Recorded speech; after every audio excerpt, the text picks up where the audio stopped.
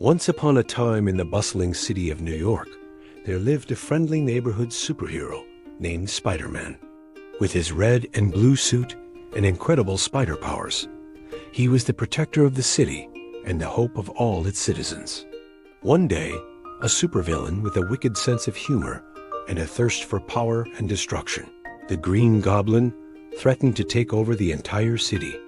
With an army of robotic minions and a glider equipped with sharp blades and dangerous pumpkin bombs, he caused widespread chaos and destruction wherever he went. The people of New York were terrified and looked up to Spider-Man to save them from the Green Goblin's evil clutches. Now you might be wondering, what did the Green Goblin do? Why did he choose to terrorize the city? And why did he pose such a threat to Spider-Man? Well, let me tell you. The Green Goblin, whose real name is Norman Osborn, was a wealthy businessman who used his fortune and influence to fund his evil schemes.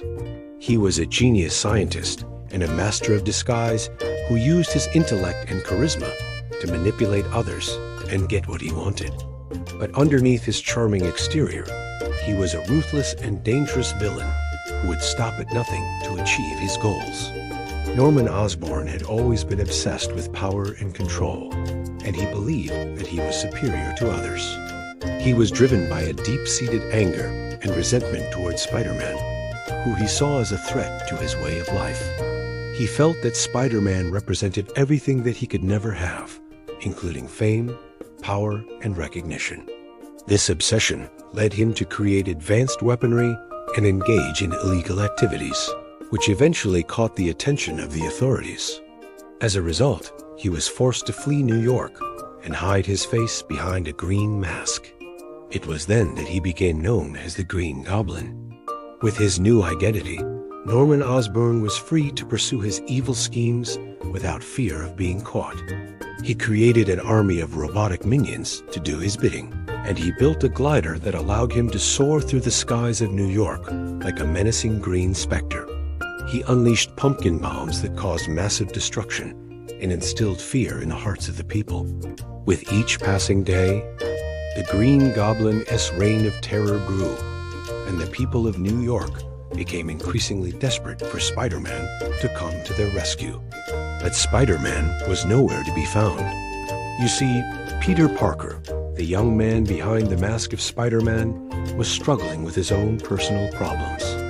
He was dealing with the loss of his Uncle Ben and the pressure of balancing his superhero life with his normal life. However, when he heard about the Green Goblin's evil scheme and the plight of the innocent people of New York, he knew that he had to rise to the occasion. So that's when Spider-Man swung into action.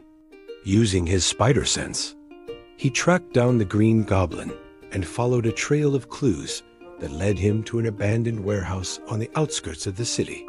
He sneaked inside, careful not to get caught, and discovered the Green Goblin's secret lair. The Green Goblin was waiting for him, and he was ready to put up a fight. With his glider and pumpkin bombs at the ready, the Green Goblin charged at Spider-Man, determined to take him down. As the battle began, Spider-Man and the Green Goblin clashed in an epic showdown. The Green Goblin's glider swooped and dove through the air, narrowly missing Spider-Man as he dodged and weaved through the attacks. Spider-Man retaliated with his web shooters, ensnaring the Green Goblin's glider and momentarily grounding him. But the Green Goblin quickly recovered, and the fight continued. Back and forth they went, the two arch-enemies, until finally Spider-Man managed to outmaneuver the Green Goblin and disable his glider. The Green Goblin, defeated and with his glider destroyed, slumped to the ground, his reign of terror finally brought to an end. Spider-Man had saved the day once again, but he knew that the battle with the Green Goblin was far from over. The Green Goblin might be down, but he would be back. And next time, Spider-Man would have to be even more clever and resourceful to defeat him. And with that thought in mind, Spider-Man swung away into the sunset, leaving the people of New York to cheer and celebrate their beloved hero. And that's the end of today's story. The end. Hey kids, if you love superheroes and their incredible adventures, then this is the channel for you. We bring you fun and exciting stories featuring your favorite heroes. So don't forget to subscribe so you never miss out on any of the action.